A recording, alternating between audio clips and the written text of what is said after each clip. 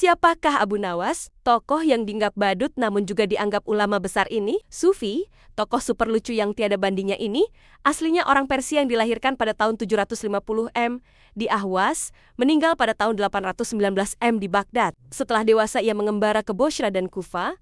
Di sana ia belajar bahasa Arab dan bergaul rapat sekali dengan orang-orang Badui padang pasir. Karena pergaulannya itu ia mahir bahasa Arab dan adat istiadat dan kegemaran orang Arab.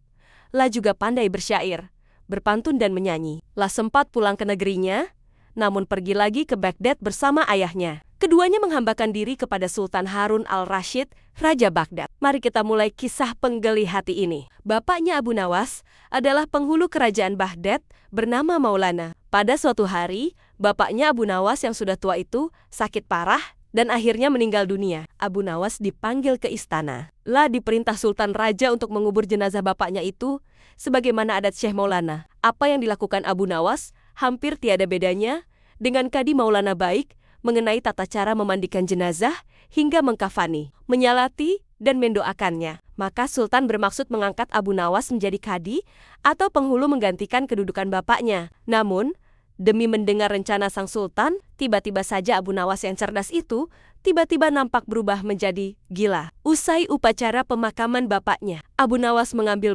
sepotong batang pisang dan diperlakukannya seperti kuda. Ia menunggang kuda dari batang pisang itu sambil berlari-lari dari kuburan bapaknya menuju rumahnya. Orang yang melihat menjadi terheran-heran dibuatnya. Pada hari yang lain, ia mengajak anak-anak kecil dalam jumlah yang cukup banyak untuk pergi ke makam bapaknya. Dan di atas makam bapaknya itu, ia mengajak anak-anak bermain rebana dan bersuka cita. Kini semua orang semakin heran atas kelakuan Abu Nawas itu. Mereka menganggap Abu Nawas sudah menjadi gila karena ditinggal mati oleh bapaknya. Pada suatu hari, ada beberapa orang utusan dari Sultan Harun al-Rashid datang menemui Abu Nawas. "Hai Abu Nawas, kau dipanggil Sultan untuk menghadap ke istana," kata wazir utusan Sultan. "Buat apa Sultan memanggilku?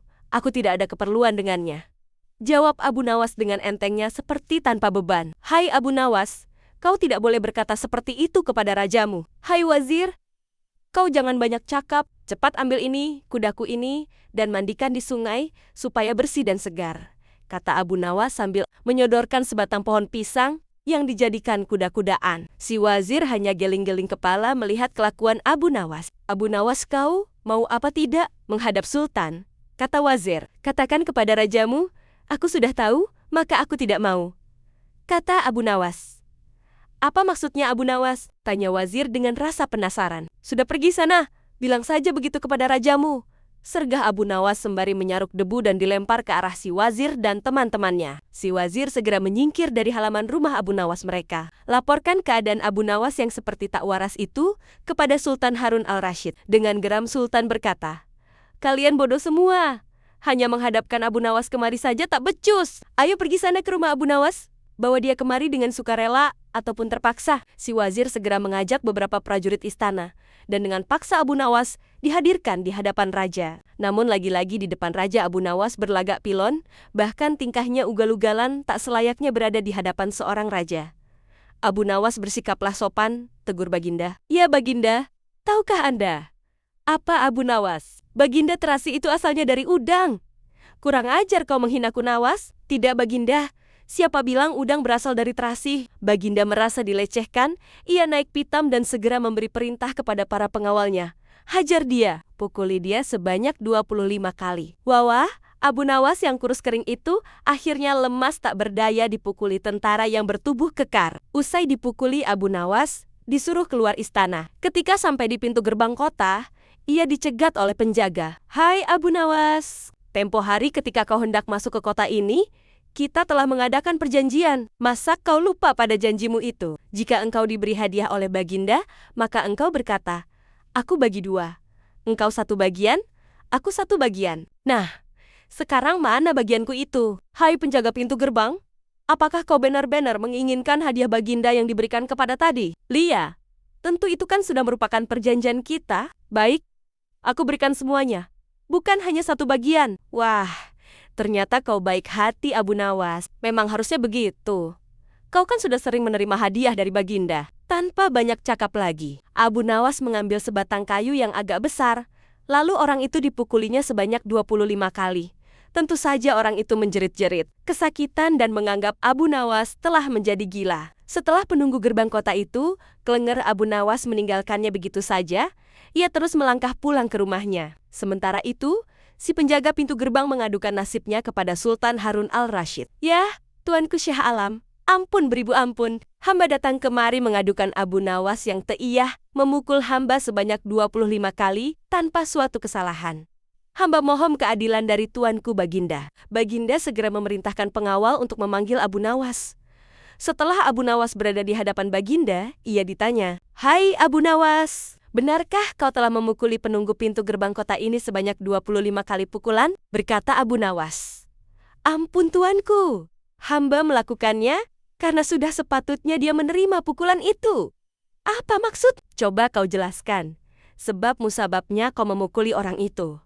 Tanya Baginda. "Tuanku," kata Abu Nawas, "hamba dan penunggu pintu gerbang ini telah mengadakan perjanjian bahwa jika hamba diberi hadiah oleh Baginda, maka hadiah tersebut akan dibagi dua. Satu bagian untuknya, satu bagian untuk saya. Nah, pagi tadi hamba menerima hadiah 25 kali pukulan, maka saya berikan pula hadiah 25 kali pukulan kepadanya. Hai penunggu pintu gerbang, benarkah kau telah mengadakan perjanjian seperti itu dengan Abu Nawas?"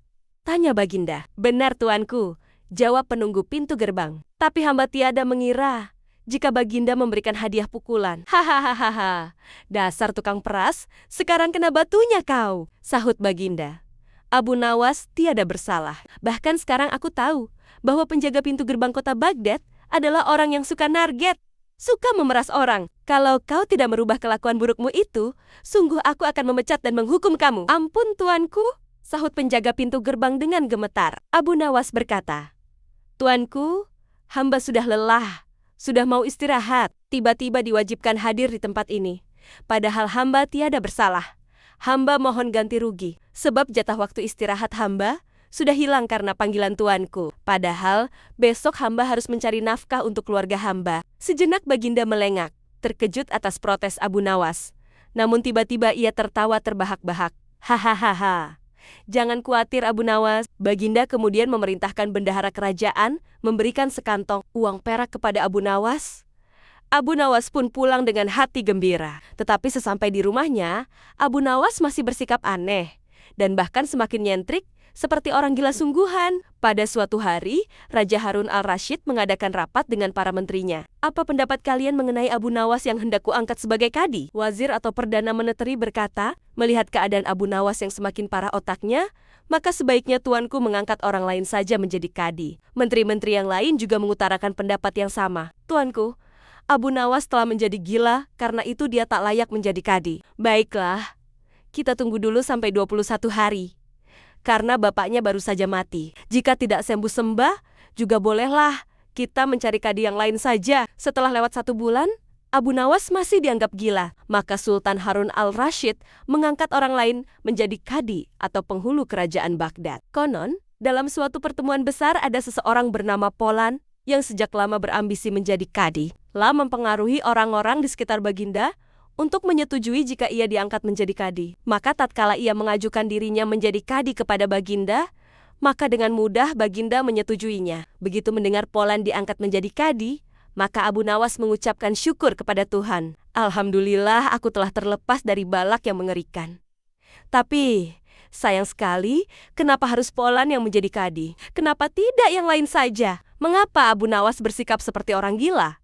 Ceritanya begini, pada suatu hari ketika ayahnya sakit parah dan hendak meninggal dunia, ia panggil Abu Nawas untuk menghadap. Abu Nawas pun datang mendapati bapaknya yang sudah lemah lunglai. Berkata bapaknya, "Hai anakku, aku sudah hampir mati. Sekarang ciumlah telinga kanan dan telinga kiriku." Abu Nawas segera menuruti permintaan terakhir bapaknya. Lah cium telinga kanan bapaknya, ternyata berbau harum.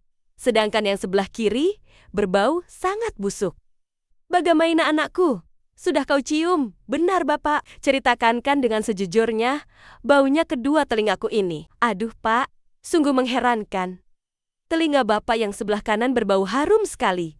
Tapi yang sebelah kiri kok baunya amat busuk." "Hai anakku Abu Nawas, tahukah apa sebabnya bisa terjadi begini?" "Wahai bapakku, cobalah ceritakan kepada anakmu ini." Berkata Syekh Maulana, pada suatu hari datang dua orang mengadukan masalahnya kepadaku. Yang seorang aku dengarkan keluhannya. Tapi yang seorang lagi karena aku tak suaka, maka tak aku dengar pengaduannya. Inilah resiko menjadi kadi penghulu. Jika kelak kau suka menjadi kadi, maka kau akan mengalami hal yang sama. Namun jika kau tidak suka menjadi kadi, maka buatlah alasan yang masuk akal agar kau tidak dipilih sebagai kadi oleh Sultan Harun al-Rasyid. Tapi tak bisa tidak Sultan Harun al-Rasyid pastilah tetap memilihmu sebagai kadi. Nan, itulah sebabnya Abu Nawas pura-pura menjadi gila, hanya untuk menghindarkan diri agar tidak diangkat menjadi kadi. Seorang kadi atau penghulu pada masa itu, kedudukannya seperti hakim yang memutus suatu perkara. Walaupun Abu Nawas tidak menjadi kadi, namun dia sering diajak konsultasi oleh sang raja untuk memutus suatu perkara. Bahkan,